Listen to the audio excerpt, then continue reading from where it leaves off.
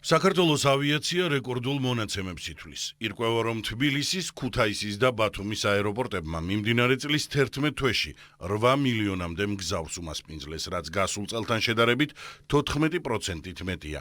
35,000 გადააჭარბა რეგულარული რეისების რაოდენობამ.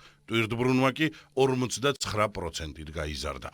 ჩვენ თანმიმდევრული პოლიტიკით ვავითარებთ როგორც საერთაშორისო აეროპორტებს, ასევე ადგილობრივ აეროპორტებს, შესაბამისად ვზრდით მათ ეფექტიანობას, ვნერგავთ ახალ სერვისებს და ეს ნამდვილად შედეგებშიც გამოისახება.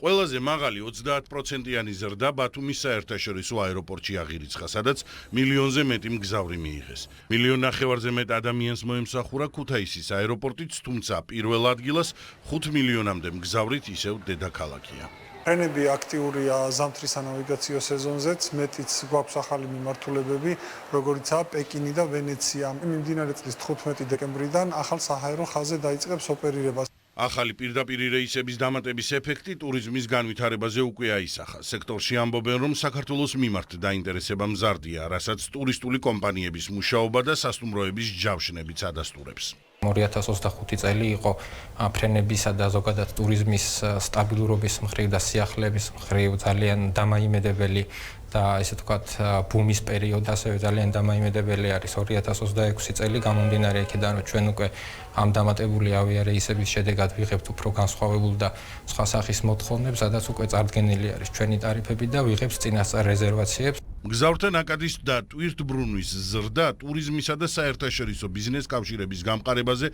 პირდაპირ აისახება, რაც ქვეყნის ეკონომიკური განვითარებისათვის ერთ-ერთი მთავარი ფაქტორია.